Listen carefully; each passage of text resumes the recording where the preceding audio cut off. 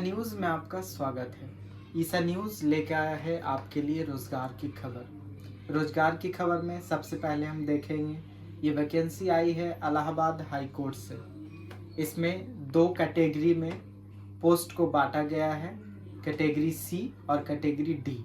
Category C में हम जानेंगे कौन कौन सा पोस्ट है और कैटेगरी डी में कौन कौन सा पोस्ट है, इसको हम विस्तार से जानेंगे। तो जहाँ तक हम बता दें कि कैटेगरी सी में पोस्ट है, पहला है स्टेनोग्राफर का और दूसरा है जूनियर असिस्टेंट का। इसी में है पैड अप्रेंटिस भी है। ग्रुप सी में ही ड्राइवर का पोस्ट है। ये तो मैंने बता दिया कैटेगरी सी का पोस्ट। अब हम जानेंगे कि कैटेगरी डी में क्या क्या पोस्ट है। तो हम आपको बता दें कि कैटेगरी डी में tubewell operator cum electrician, process server, orderly peon, office peon, चौकीदार, वाटरमैन, स्वीपर, माली, स्वीपर कम फैरस पोस्ट कैटेगरी डी में है। अब हम लोग पोस्ट के बारे में तो जान गए, अब जानेंगे कि कौन कौन सा पोस्ट के लिए क्या क्या योग्यता की ज़रूरत है। बहुत लोग सोच रहे होंगे कि कौन पोस्ट के लिए हम भरेंगे, कौन पोस्ट के लिए नहीं भरेंगे, हम कितना पढ़े लिखे हैं, इसमें कितना योग्यता मांग रहा है। तो हम जानेंगे कौन से पोस्ट के लिए क्या क्या योग्यता की ज़रूरत है। तो हम बता दें कि पहला स्टेनोग्राफर जो है, उस पोस्ट के लिए आपको ग्रेजुएशन पास होना ज़रूरी है। साथ ही इसमें स्टेनोग्राफी का नॉलेज भी होना ज़रूरी है। इसमें आपको नाइलिट से CCC सर्टिफिकेट की भी ज़रूरत पड़ेगी। CCC सर्टिफिकेट नाइलिट या डोएक से होना चाहिए। साथ ही इसमें हिंदी और इंग्लिश टाइपिंग की भी ज़रूरत है, जहां बता दें हिंदी में स्पीड 25 और इंग्लिश में 30 होना ज़रूरी। इसमें टोटल स्टेनोग्राफर का 1186 पोस्ट है। बहुत बच्चे सोच रहे होंगे कि स्टेनोग्राफर में तो हम हिंदी सीखे हैं, कोई इंग्लिश सीखा है। तो मैं ये कन्फ्यूज़न दूर कर दूं कि इसमें हिंदी वाले भी भर सकते हैं और इंग्लिश वाले भी भर सकते हैं। दोनों के लिए अलग अलग पोस्ट की संख्या है। तो हिंदी की संख्या है 881 और इंग्लिश स्टेनोग्राफर की संख्या है 305। तो आइए हम अब जानते हैं कि इसमें एज लिमिट क्या है।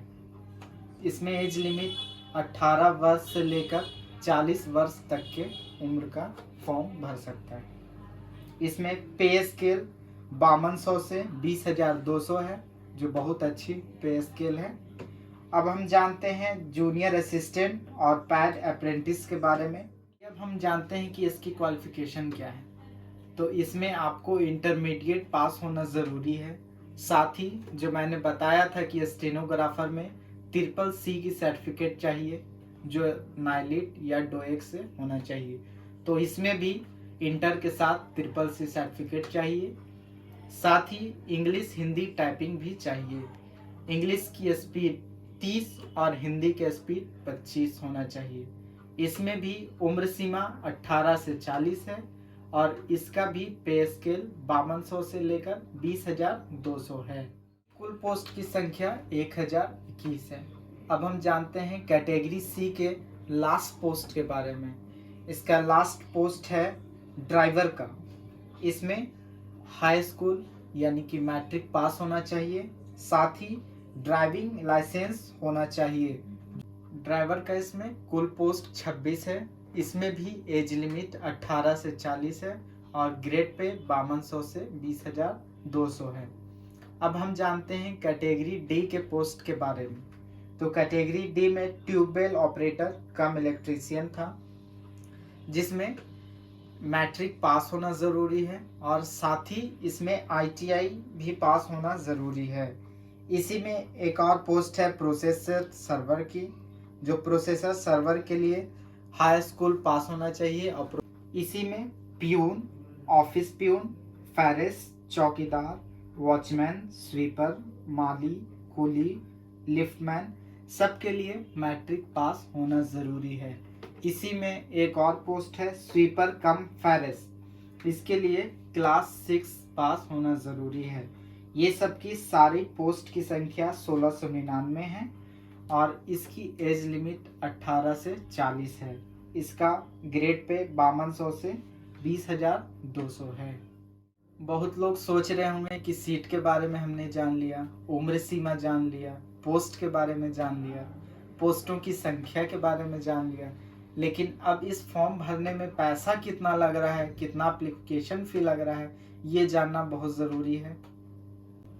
स्टेनोग्राफर में जनरल, ओबीसी, ईडब्ल्यूएस के लिए 1,000 और एससी, एसटी, यूपी वालों के लिए 800 रुपया लगेगा।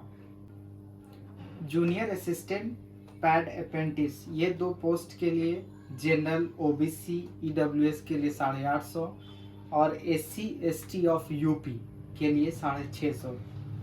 फिर driver, electrician, processor server, orderly, peon, office peon, चौकीदार, वाटरमैन, स्वीपर, माली, कोली, लिफ्टमैन, स्वीपर कम फैरिस, जनरल, ओबीसी, ईडब्ल्यूएस के लिए 800 और एससी, एसटी ऑफ यूपी के लिए 600 लगेगा। अब बहुत लोग सोच रहे होंगे कि इसकी लास्ट डेट क्या है, तो इसकी लास्ट डेट है 13 नवंबर 2022। साथ ही हम आपको बता दें कि ये एग्ज़ाम ऑफलाइन तरीके से होगा, रिटन एग्ज़ाम OMR सीट पे होगा। जिस पोस्ट के लिए टाइपिंग चाहिए सिर्फ उसी पोस्ट के लिए टाइपिंग होगा। हम लोग पोस्ट नेम, पोस्ट की संख्या, age limit, fees, last date, सब चीज़ के बारे में जाना। अब फॉर्म हम लोग मान लिया जाए भर दें और फिर ये मन में शंका रहेगी कि कहाँ इसका एग्ज़ाम होगा, कब होगा, तो हम आपको बता दें कि इसका एग्ज़ाम जो है यूपी स्टेट के ही सिटीज़ में होगा। इसमें पोस्ट की संख्या इंक्रीज भी हो सकती है, डिक्रीज भी हो सकती है, मतलब पोस्टों की संख्या बढ़ भी सकती है या घट भी सकती है। ये डिपेंड करता है हाई कोर्ट के ऑर्डर पर। किसी भी वैकेंसी के बारे में जानने के लिए ईसा न्यूज़ के साथ बने रहें। लाइक करें, सब्सक्राइब करें, फॉलो करें। धन्यवाद।